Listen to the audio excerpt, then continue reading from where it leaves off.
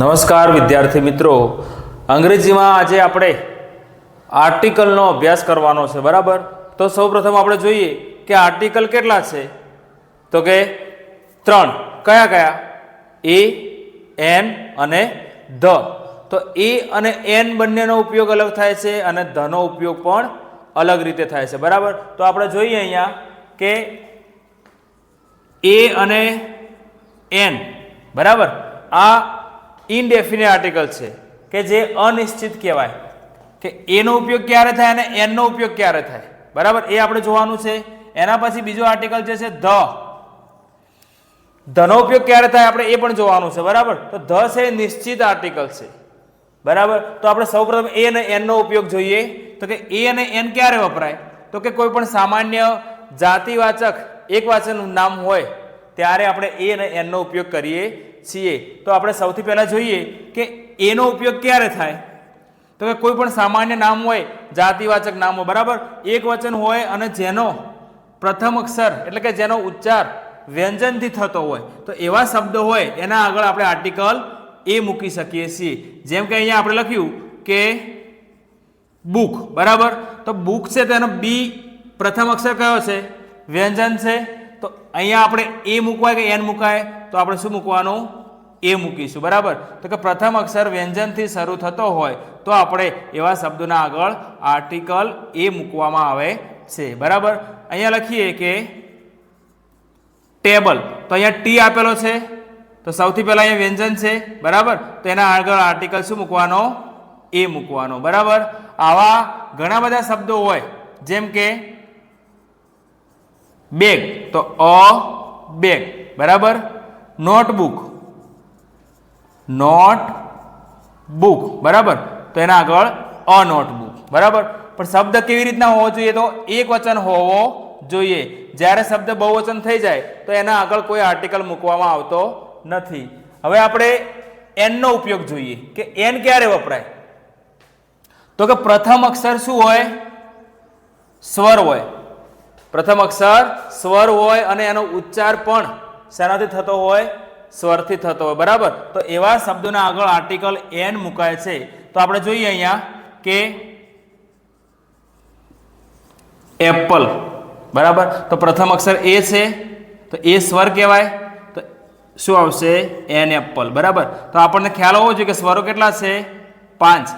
એ, ઈ, આઈ, ઓ અને યુ. બરાબર, બાકીના જે 21 છે એ શું છે? વ્યંજન. બરાબર, આ વસ્તુ આપણે યાદ રાખવાનું. બીજું અહીંયા લખીએ કે એલિફન્ટ. બરાબર, શું લખ્યું અહીંયા? એલિફન્ટ. તો અહીંયા પ્રથમ અક્ષર ઈ છે, તો સ્વર કહેવાય, તો આપણે એના આગળ શું મૂકવાનું છે? એન મૂકવાનો છે. બરાબર, હવે બીજી વાત અહીંયા આપણે યાદ એ રાખવાની છે કે અહીંયા પ્રથમ અક્ષર ભલે વ્યંજન આવતો હોય, બરાબર, પણ જ્યારે આપણે બોલીએ છીએ ત્યારે સ્વરથી ઉચ્ચાર થતો હોય તો એના આગળ આપણે આર્ટિકલ એ મૂકવામાં આવે છે. બરાબર, આ યાદ રાખવાનું. જોઈએ કે એસટી બસ. બરાબર, અહીંયા આપણે એસટી બસ લખ્યું, તો અહીંયા પ્રથમ અક્ષર એસ વ્યંજન છે. શું છે? વ્યંજન. પણ જ્યારે આપણે એનો બોલીએ છીએ ત્યારે એનો ઉચ્ચાર થાય કે એસ ટી. બરાબર, ત્યારે આ એ શબ્દ આવ્યો એ શું કહેવાય? સ્વર કહેવાય. તો આપણે અહીંયા આગળ શું મૂકવું પડે? એન મૂકવો પડે. બરાબર, શું મૂકવું પડે? એન મૂકવો પડે. એવી જ રીતે બીજો નિયમ છે કે ભલે આગળ સ્વર આપેલો હોય, યુનિફોર્મ. બરાબર, અહીંયા યુનિફોર્મ લખ્યું, તો અહીંયા ભલે યુ છે એ સ્વર છે, પણ જ્યારે આપણે એને બોલીએ છીએ ત્યારે ઉચ્ચાર શું થાય છે? યુનિફોર્મ. બરાબર, શું થાય છે? યુ. તો યુ છે, અહીંયા ગુજરાતીમાં ય છે, એ ય છે એ સ્વર કહેવાય નહીં. શું કહેવાય? વ્યંજન કહેવાય. તો અહીંયા શું આવશે? આર્ટિકલ એન આવશે. બરાબર, આ વસ્તુ આપણે મગજમાં રાખવાની કે શબ્દ એક વચન હોય અને એનો ઉચ્ચાર સ્વરથી થતો હોય, બરાબર, આનો ત્યારે આપણે આર્ટિકલ એન મૂકી શકીએ છીએ. બરાબર, હવે એના પછી ધ શું આપ્યું છે? ધ આપેલું. બરાબર, કે ધનો ઉપયોગ ક્યારે થાય?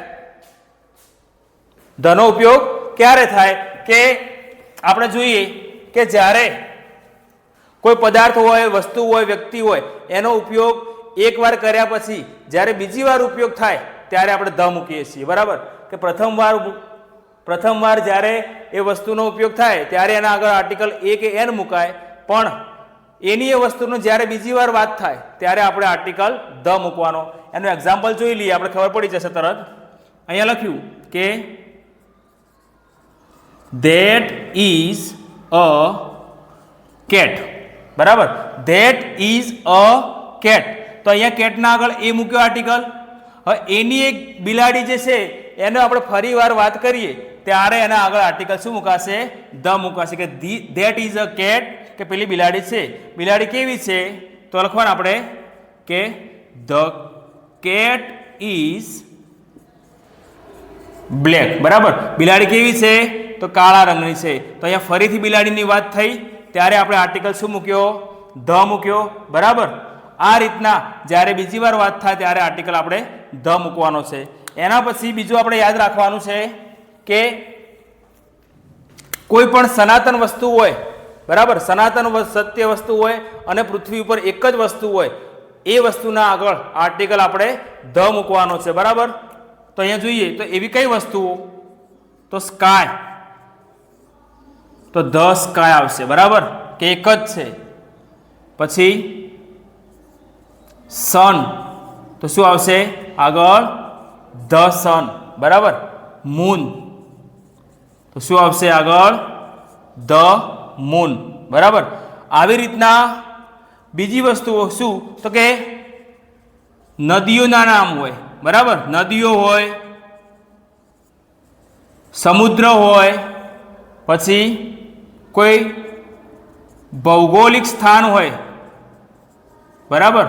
જેમ કે પર્વત હોય, કોઈ ખીણ હોય, બરાબર? કોઈ દેશના નામ હોય, ત્યારે આપણે અહીંયા આર્ટિકલ શું મૂકવાનો છે? ધ મૂકવાનો છે. કેવી રીતના? જેમ કે અહીંયા રિવરનું નામ લખીએ આપણે કે નર્મદા, તો એના આગળ શું આવશે? ધ નર્મદા, બરાબર? ગંગા હોય તો આગળ શું આવશે આર્ટિકલ? એના આગળ ધ ગંગા, બરાબર? એના પછી બીજું યાદ શું રાખવાનું છે આપણે? જેમ કે કોઈ સમુદ્ર, બરાબર? કે કોઈ જેમ કે પેસિફિક, બરાબર? તો એના આગળ શું આવશે? ધ પેસિફિક ઓશન, બરાબર? એટલે કે સમુદ્ર કહેવાય, બરાબર? બીજું આપણે જોઈએ કે આપણી જે 4 દિશાઓ છે, આપણી 4 દિશાઓ છે, તો એના આગળ પણ આર્ટિકલ શું મૂકવામાં આવે છે? ધ મૂકવામાં આવે છે, બરાબર? તો કઈ કઈ દિશાઓ? નોર્થ, સાઉથ, ઈસ્ટ, પછી વેસ્ટ, બરાબર? આ 4 દિશાઓ જે છે એના આગળ શું મુકાય? આર્ટિકલ ધ મુકાય. એના સિવાય બીજી વાત કરીએ આપણે તો કે આપણે જે ન્યૂઝપેપર વાંચીએ છીએ, છાપાઓ, બરાબર? છાપાઓ વાંચીએ છીએ તો એના અંદર પણ આપણે આર્ટિકલ શું મૂકીએ છીએ? ધ મૂકીએ છીએ. કે ટાઈમ્સ ઓફ ઇન્ડિયા, બરાબર? ટાઈમ્સ ઓફ ઇન્ડિયા, તો એના આગળ આર્ટિકલ શું મુકાય? ધ મુકાશે, યાદ રાખવાનું, બરાબર? ધ